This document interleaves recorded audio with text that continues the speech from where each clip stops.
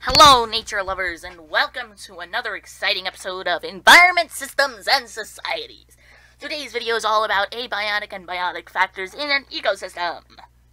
What I mean by that is, like, when you look at this forest, you see, like, the rocks and the water and the moss and the sunlight. You might feel the wind, but do you ever think about how all those things combined to make a specific forest instead of a desert or a mountain? Well, that's what we're going to talk about today. An ecosystem is typically made up of things like organisms, and there's also made up of physical environment, like the amount of sunlight, the amount of water, the amount of temperature, and, like, the seasons. It's also all about how those things interact with each other, you know, how, like, sunlight interacts with the plant to make glucose. That's what this is all about, you know? We're going to start with the living side because it's a little bit more familiar. So, like, living components of an ecosystem are called biotic factors. Oh, God, camera, get away from me. This cow and this rabbit are biotic factors. They include living things, like the plants and the fish and, like, the otters, but they also include the products of them. So, let's say, for instance, this otter goes to the bathroom and makes a giant poopsicle.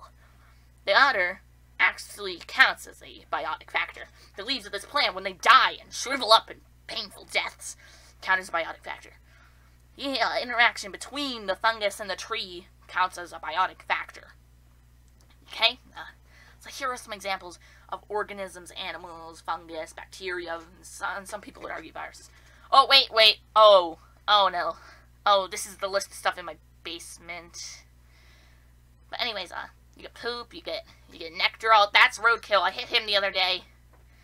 And when we die, we get leaves that fall off trees, and that ends up being a biotic factor, even though it's not living anymore. And it's also how these things interact with each other. So sometimes, just this breathing in and out air is an interaction.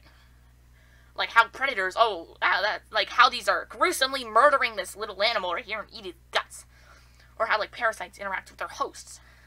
And that's how, like, pollinators interact with the flowers or plants. Like the relationships between them. They're all considered biotic factors. Those specific biotic factors help to find a unique, specific ecosystem. Can you dig it?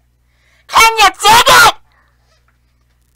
We also have the non-living side, though, which we call abiotic factors, which is like the physical things like chemical and, like, sunlight and water and rain, and those are kind of physical. You got temperature.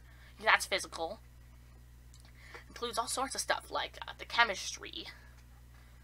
It includes, like, the seasons, or the pH of the water, or how much salt's in the water, the atmosphere, and anyways, though, what is that thing on the right? What is that sun, and what is that cloud in the corner on the left? Anyways, do all the things exist in a... Oh, wait, what's that car at the bottom?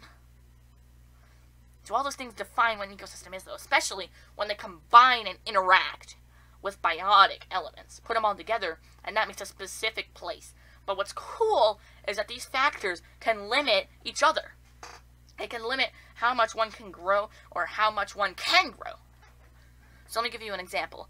You look at phosphates, which are basically 4 oxygens and a phosphorus atom. They are usually limited supply. So this green algae wouldn't necessarily cover the pond like this. Like, see, this boat is just, like, get out of the way.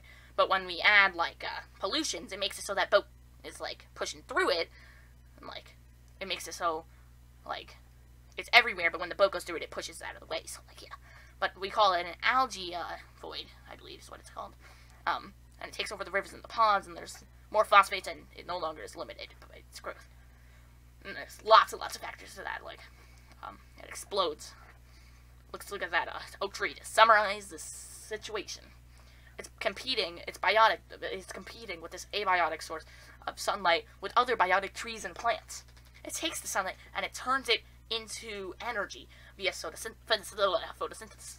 At this point, we have a new biotic figure, this fungus, which is growing on the tree, and it's stealing robbery from the plant, you know, and it's, like, robbing it, like, to make that glucose, it needed water, so it steals the glucose from the water, which is in the ground.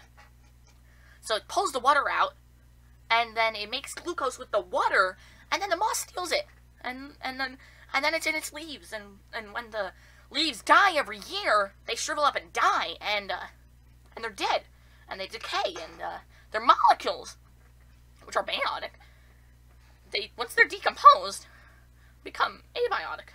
That's how all these things are interacting with each other to make specific ecosystems.